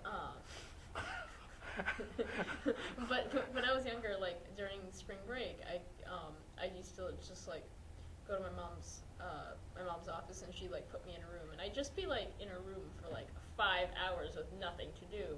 And those weeks of time, that's when I would have my best artwork pieces. And I can go back and pinpoint, oh, I know exactly when I drew this because it was during that week. I drew all of these pieces during that time period. Or the times when I was developing my style the most were after school when I was at a babysitter's house, and after I had finished my homework, like I had like 2 to 3 hours in like a room with one of my friends, and so we just like sit and draw pictures together, and I just give her all the like pictures I drew, because like she was in kindergarten and I was in 4th grade, and to her my pieces were like, so she's like, can I have it? Can you draw me such and such? And so I would, but it was like those periods where I just had like nothing to do but that, and I didn't have to worry about time limits or any of those Mhm. other things. That's cool. Yeah, I mean, I've definitely had, I'm trying to think of something I've worked really hard on. Like nowadays, even when I do have free time, like I don't have the energy to put into like creative things anymore. Like now I might go on Tumblr and look at creative things that other people have done and try to like, that's how I relax now. I go on Tumblr and look at pretty pictures that other people have created or taken, and or little pieces of quotes or things that other people had written, and you know, which is relaxing for a while, but because I don't have like the time or energy to incorporate those into my own creative process, it's not as fulfilling. And while it is nice to be able to view those things, it would be more fulfilling for me to feel that I am contributing to that pool of Yeah. things. So do you feel like it's just like, oh, I would love to do this, but like the pressure on the little amount of time I have is not even going to make it like worth it, Yeah. kind of? And but I mean, like, on the one hand, I do enjoy a lot of the work I do, but some of it, it's hard to see the point of it. Because like every time I start to think, well, maybe I shouldn't be a doctor, you know, something like tells me that no, that's the direction that you're supposed to go. Like God tells me, like that's what I want you to do. And even though your grades may not seem that great right now, life may seem really hard right now, you know, that's what I want you to do. And like I'll like get all these like really tiny little signs that are telling me that this is what I'm supposed to do, and it might not be happening exactly the way I would think it would happen, but that I have to trust that it's going to happen because that's what He wants me to do. But yeah, that was somewhat unrelated. It was just personal. No, I mean it makes sense. I think because it's like something I was writing about just last night. It's like when you're okay, like I'm shooting a film. I always remember like the first moments of like I write a script and I'm excited. I'm like, okay, now we're gonna make this thing into an actual film. So I hit record. It's like once I hit that record button, it's like, okay, we're in this now. We've kind of passed the threshold. And like the first takes are kind of looking like, okay, these people, do they know what they're doing? Can they act? Stuff doesn't seem to be working out. You get immediately kind of discouraged. But you're in this thing, you're like, all right, I got to hold on to it. So then as the day goes on, it's like things start to pick up. It's this interesting concept of all of the kind of nastiness and ugliness that happens all the way up into that last moment of like eureka that makes all of the nastiness worth it. Like that one moment of satisfaction of people laughing at your movie, being like, ah, ha, ha, ha, that was so funny. That one moment of people like, that's such a good movie. It gets swallowed up in that one moment. So it's like you have to look at, like we're saying, the whole picture.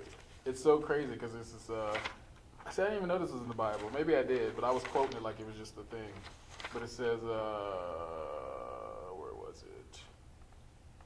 Oh yeah, this is like John 16:21. A woman, when she is in travail, hath sorrow, because in her house. But as soon as she is delivered of the child, she remembered no more the anguish for the joy that the man is born into. So it's like a woman in labor is like, this is not fun. Give me the epidural. And she hates it. She's screaming at her husband. But as soon as that little baby comes out, it's like all of that is meaningless. It's like it's all worth it to see that little baby. So I think that's how creative projects are. I think that's how our life is. It's like, you know, this idea of, the problem is the idea of sacrifice has been defined incorrectly. So people think they sacrifice for the sake of sacrifice. Yeah, that's the problem. Versus what I say is sacrifice is for something greater later. You know, you're always focused on that end result. Because like people will argue, they're like, oh, well, Jesus, he died on the cross. Like he didn't want to do that. It's like, no, it says, where is it? This is one verse that said, Jesus, he died on the cross and he was able to endure because of the joy set before him. Like he was joyous about what was going to be after the cross. So, if God doesn't do things because he doesn't like them, it's like we are just like him. We're not just to do things that we don't like. Like anything that he's doing, if it's going to be pain now, he's seeing the overall picture. Right. And I always use the analogy of, you got a mom who's got her little kid and he's got to get a flu shot. Yeah, she doesn't like the fact that he's crying because the needle's going in his arm, but she's thinking about his life. If this kid doesn't get the flu shot, he's going to die altogether. So yes, she does want him to suffer, but not because she just wants him to suffer. She wants him to suffer in order to get to the greater joy. Oh, well, I mean, the correct understanding of sacrifice is as an investment. You have to take up your cross each day, because, and this is what happens, the moment you pick it up, you realize the burden is light. That it's easy, because it's all, the burden of picking up the cross is overridden by the joy that it brings about of the resurrection. So you see that playing out. And I would point out that systems all work best. Bye, Finney! Under that sort of philosophical idea. He's going to a seminar. Economics works best if you take a hit in the short term so that you have growth in the long run. Families do best if you discipline now so that the kid don't turn into a brat. Everything works best if you do this sort of invest. But humans are miserable when they do something for nothing beyond itself. Even if it's something, and this is interesting, even if it's something fun. If one plays video games all day, but it's not for some reason, like to be a video game designer or to learn how to do story or something, eventually the video gaming becomes boring and it makes them miserable. If you're at a theme park all day long, but there's no hope of something more, it eventually becomes boring. So the idea that, something that you don't like to do now gets justified for something beyond greater, the same could be said for things that quote-unquote bring you happiness now. Everything thrives when it points towards something higher, something beyond itself. And even things that bring you happiness now, if they're not leading you somewhere, will cave, will run empty. Ultimately, one finds their rest and satisfaction in Jesus. And that's the truth, because even the writer who writes a novel, the moment that novel is done, they might be in trouble. And a lot of them do. They shoot themselves, unfortunately. So even the artist finds themselves, the creative individual, having to perpetually create something new by which to do. Elizabeth Gilbert. Have you seen that one on TED Talks, Nurturing Creativity? Yes. The Olay one. Yeah, it's brilliant. Oh yeah, so this is Mind of the Maker. Oh, wonderful book. So Dorothy Sayers, she says, sacrifice is another word liable to misunderstanding. It is generally held to be noble and loving in proportion as its sacrificial nature is consciously felt by the person who is sacrificing himself. The direct contrary is the truth. To feel sacrifice consciously as self-sacrifice argues a failure in love. When a job is undertaken from necessity or from a grim sense of disagreeable duty, the worker is self-consciously aware of the toils and pains he undergoes and will say, I have made such and such sacrifices for this. But when the job is a labor of love, the sacrifices will present themselves to the worker, strange as it may seem, in the guise of enjoyment. So then on this other page, she says, we recognize the false ring in the demanding voice which proclaims, I have sacrificed the best years of my life to my profession, my family, my country, or whatever, and have a right to expect some return. So it goes back to the idea we were saying of, like Joanna was saying, of the pride.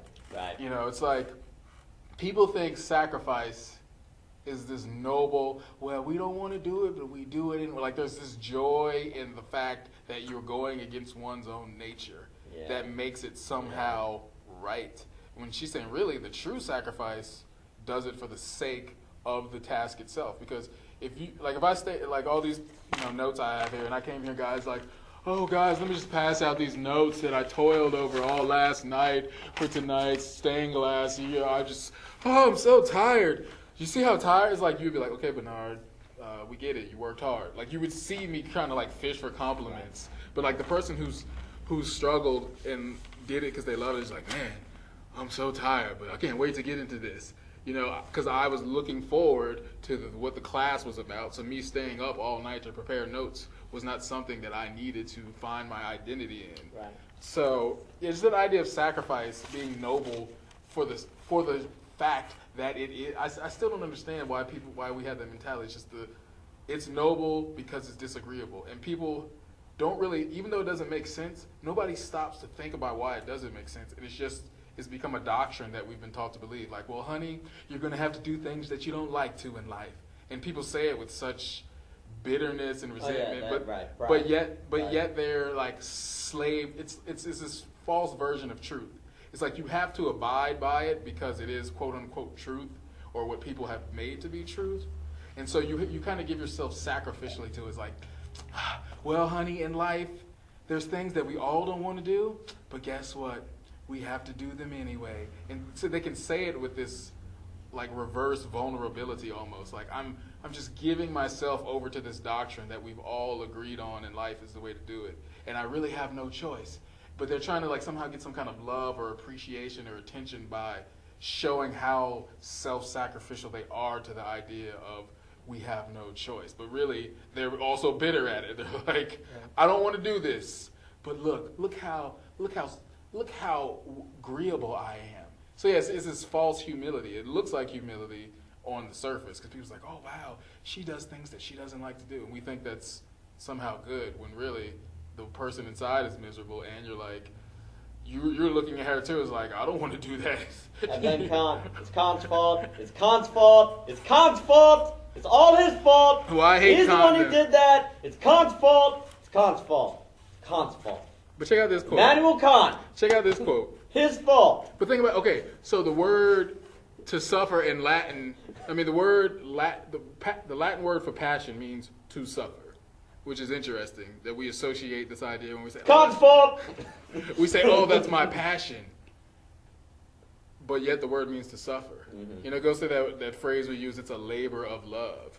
Or you think about why is the thing called the passion of the Christ?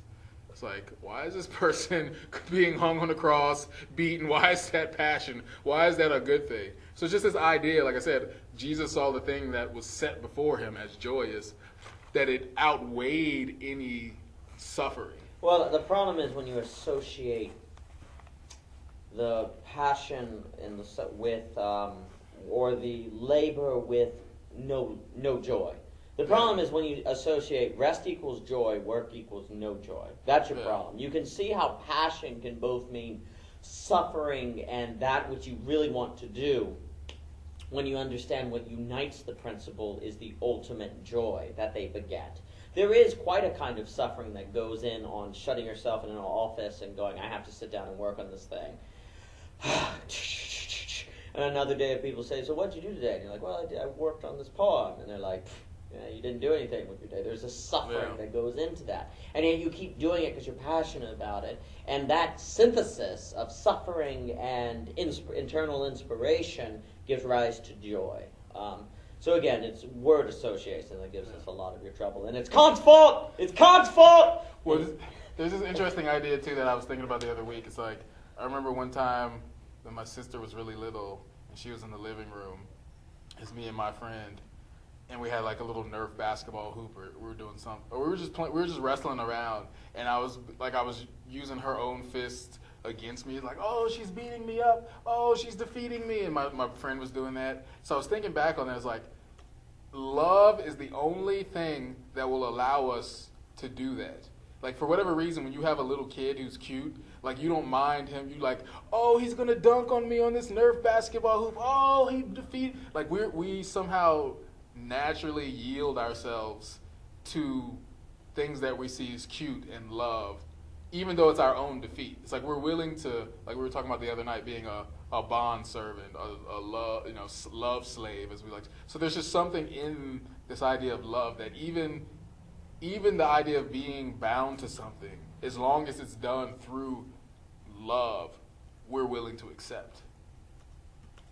Oh yeah.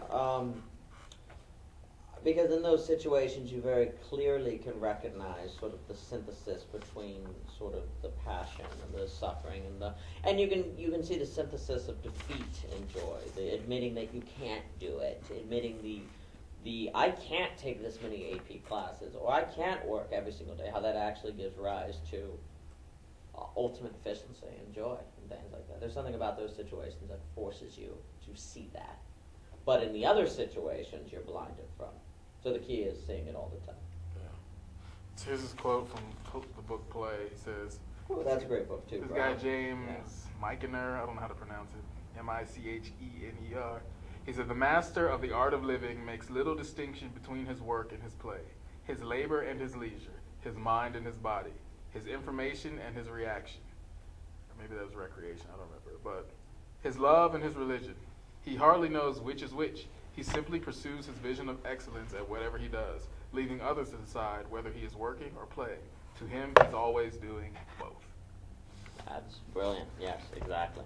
So yeah, there's just something interesting about that whole idea, like I said, rest in work. You're not taking a break from working and being irresponsible. That's the other thing that makes people afraid. Once you say like, oh, I'm taking a break, I'm going to play, I'm going to be creative. Oh, you're just being silly and irresponsible. It's like, right. no, I'm actually making my work better. So then they go all the way to this other extreme where all they're doing is working and their work has no life to it and it has nothing new. It's like people get caught in these jobs where it's just about routine.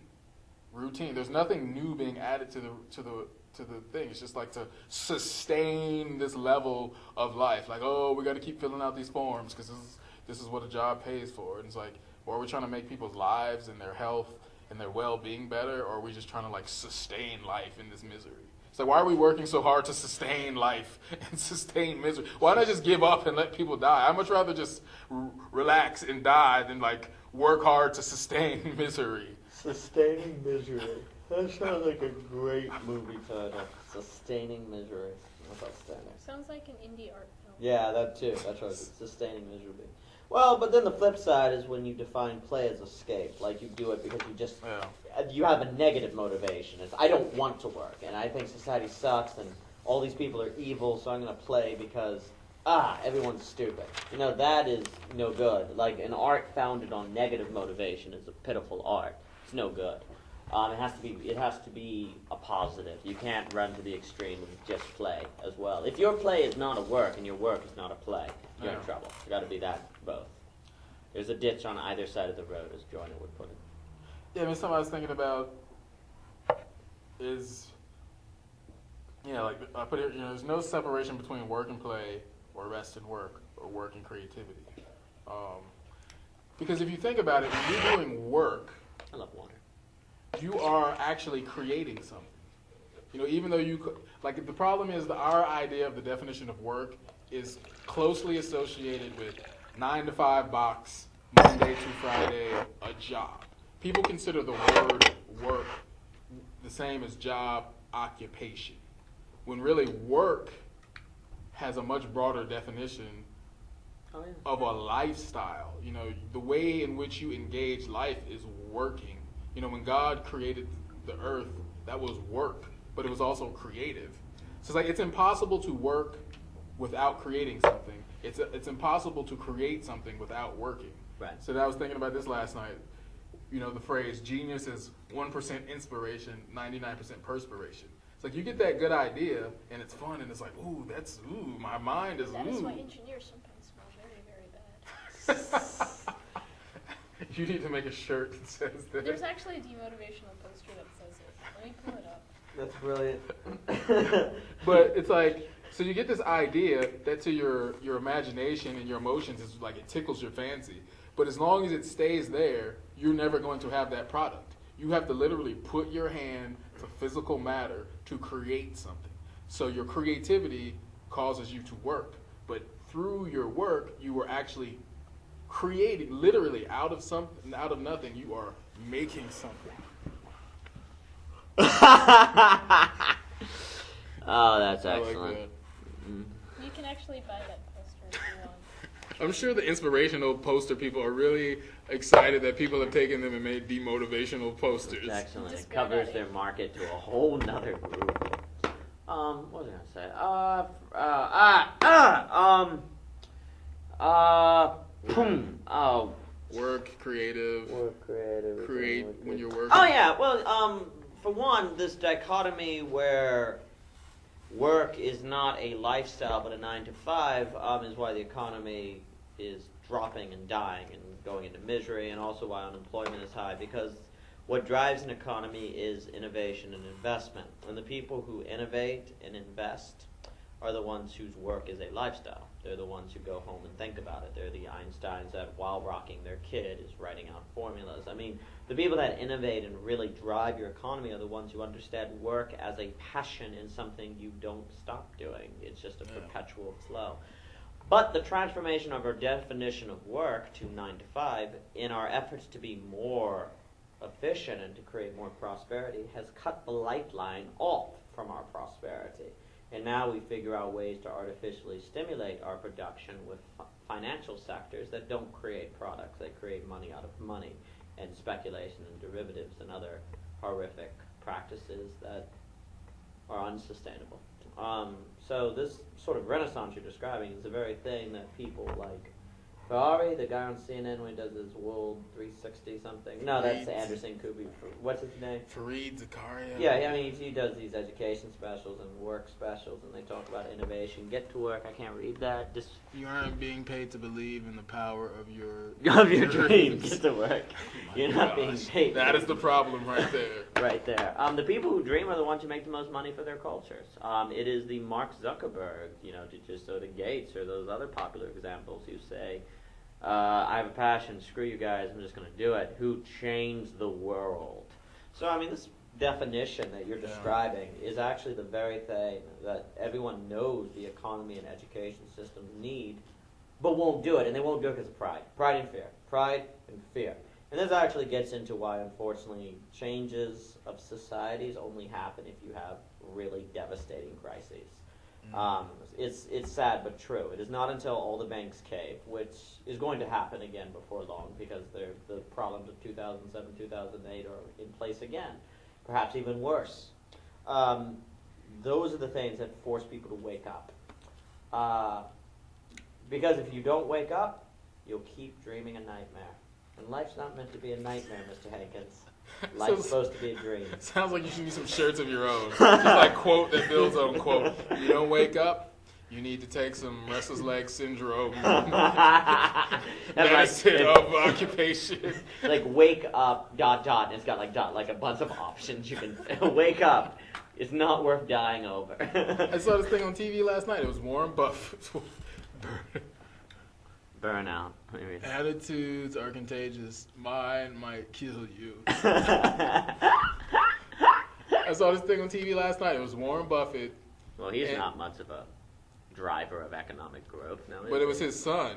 And there was like this whole story about how he wanted his son to like run his business when he was gone. But his son is like, his son owns a farm. And his son is like, I love working in the field and getting down in the dirt and pulling out corn. And it was this whole thing where Warren was like, yep, like he went through a few different colleges, but he didn't really get a degree. He's like, between the three of our children, we can maybe have a degree, but none of them went to college. He's like, we let them figure out what they want to do. We didn't give them money and say, well, here, you're just going to inherit money. But he let them fail, let them work, and figure out what they wanted to do. What a douche. Unbelievable. Doesn't he love his kids? I know, letting them try and fail and like find their own worth. She should have dressed them up in like a tuxedo from the age of 5. Getting in the dirt. Unbelievable. But yeah, there's interesting to me, like you think that about. That was sarcasm. I mean, you think about, I was telling Shagufta, it's interesting this language issue of how when we talk about artists, we say something like, look at his life's work, or look at the thing or work of art. Like when I create a song or a poem, I never really think about it as work. Like when I'm done, I'm not like, this is going to add just to my collection of works. I think of it as something creative. Maybe to the outside world they call it work, but it's just interesting the language there. Yeah. I mean, you think about God, when he worked, he created, the earth.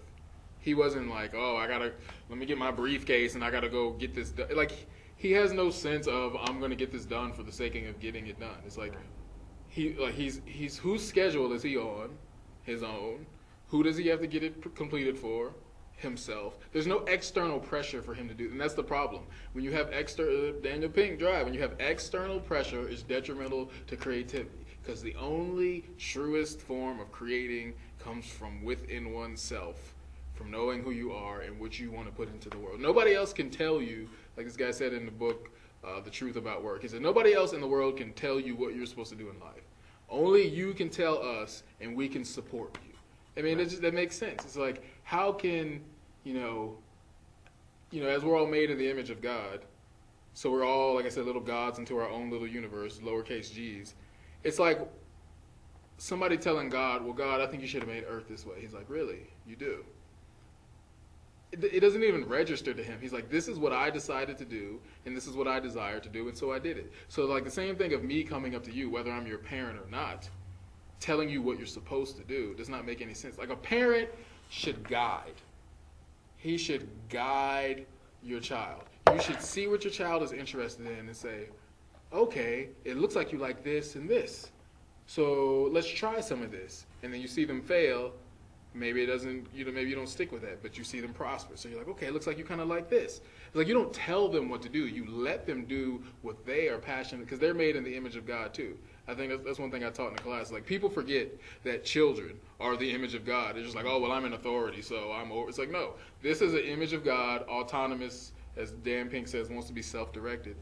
So I think because people get fearful when you start talking about that, because they're like, well, what about authority? So yeah, you're still over that child's life. You're still like, this is what time you're inside my house. You're going to, listen to the rules. But when it comes to their desires, you got to be like, okay, what do you like to do? And then you see them try. Yeah, don't let them give up either. Don't just, if they say like, oh, I don't like this anymore, you got to show them some like determination and like, hey, stick with this and you'll see the reward later. But if it's clearly something they don't want to do, if your child is clearly good at painting, and then you're like, okay, son, well, I want you to work on cars, that doesn't even make sense. Who would do that? Who would have a toolbox? Lots of people. Who would have a toolbox full of wrenches, and the job clearly calls for a hammer? And you could clearly walk over to the thing on the wall and pull off a hammer. No, we're just going to open up this toolbox full of wrenches and bang. It's like, doesn't make sense. Well, I'm sorry. I've done that myself. Working on the tractor, I'm like, I don't have a hammer. There's a hammer at the shed. Bang, bang, bang. Well, that's bang, just laziness. Bang, bang. That's laziness. You're right. We've You're all right. But that's not a freaking lifestyle. Some people use a freaking wrench every day as a metaphorical wrench in life. Oh, this clearly is not what I want to do, but I'm just going to shove myself into this place because this is what my parents told me. Actually, I have a toothpick with me wherever I go, because in many places I found I have to go get another thing to make something happen that I work. But the toothpick, and being the Swiss Army knife of life, is very functional friendly. If there's a reset button in a machine I need a pen to hit, I'm good to go. If I want to grab cheese off a platter, don't need a fork. If I want to stab someone in the jugular, don't need a knife. It's the Swiss Army knife of life, ladies and gentlemen. So it's interesting, though, the idea of tools. If you're in a bind, a tool that's not normally used for that specific job can be used. Like, your creativity can draw out the purpose of a different purpose for a tool that it's not meant for. But then you have this whole other end of the spectrum where people like clearly use a tool that's not meant for a purpose and continue to try to use it every day. Right. I mean, it's very interesting. I mean, you kind of get into a lot, like you were talking about with artwork, the particular metaphor that you use to describe something. The way you view reality is relative to your metaphor structure of reality. We talked last week on Donald Miller, and Miss Curry brought it up with Blue Like Jazz. There's a part in where it says, the metaphors we use to describe love is economic. We say, spend time with, you have a date. I mean, that's sort of a time sort of. I gave a lot more better examples that we use. Our give your love. I mean, there's a lot. Our term for it. We use money terms to describe love. I had to find this poem I wrote. It's all about that. Oh, excellent. But likewise, we do that. We use war metaphors to describe cancer. We say you have a battle, or you have to stick up. And actually, what's interesting is cancer is not as deadly as many diseases. But since we view it as a battle, and that's our language by which we construct it, it tends to kill lots of people because when they think they get it, it's a death sentence because of the metaphors that we use to describe it. Because it shapes the way you view it. You view it as fighting the Nazi army, which is just overwhelming or what have you.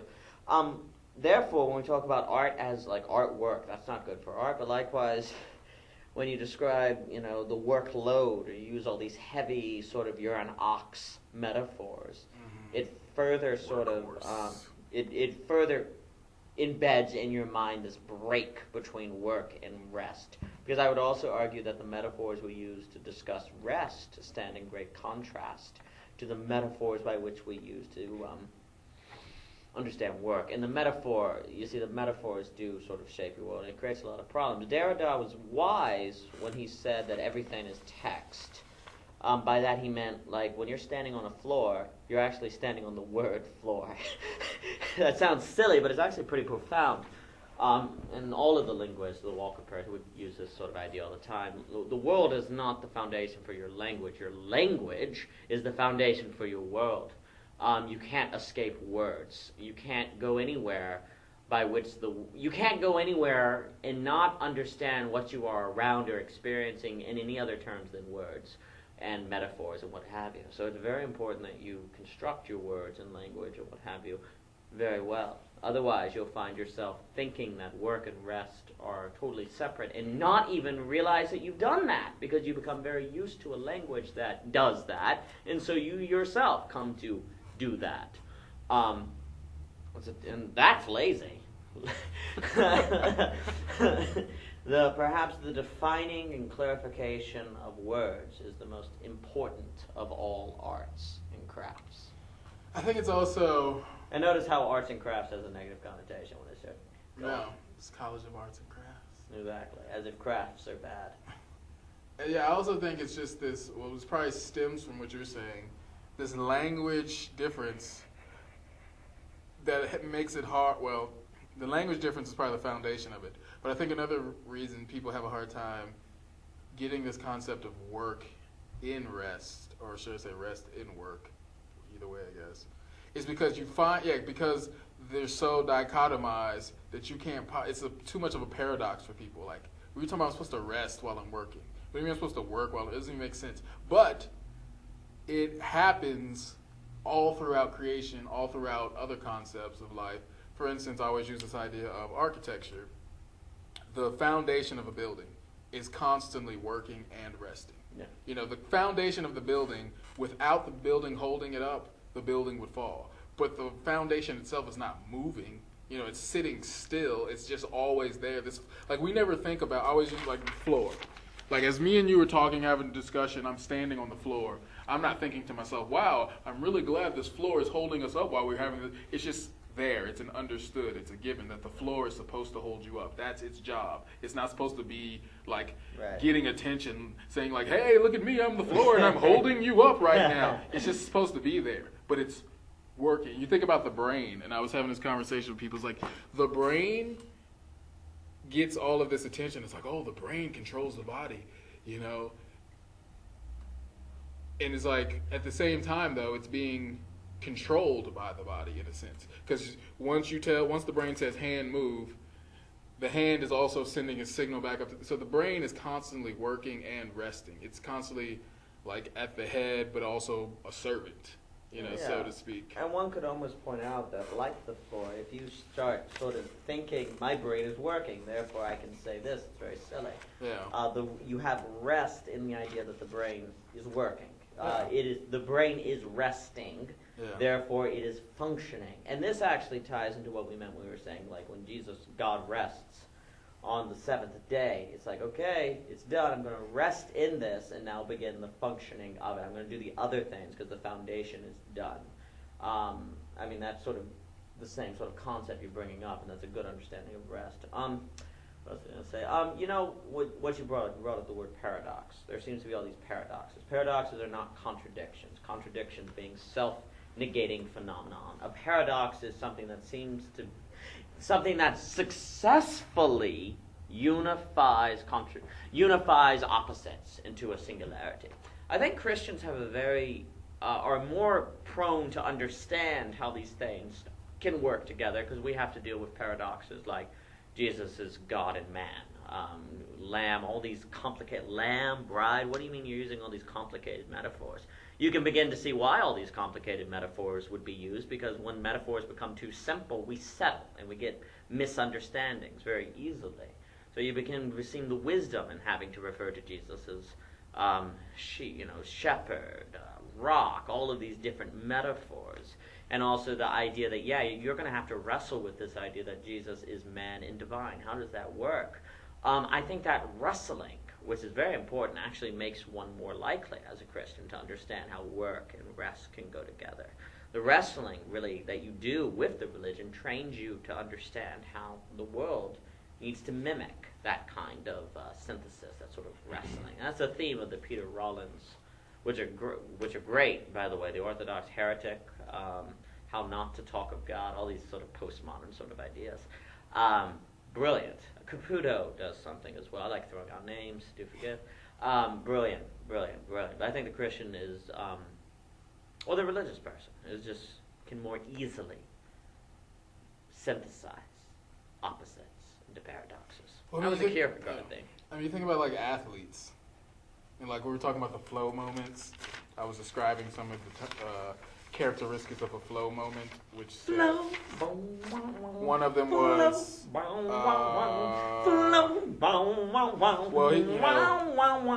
he said activities of flow are often risky, dangerous, difficult, painful.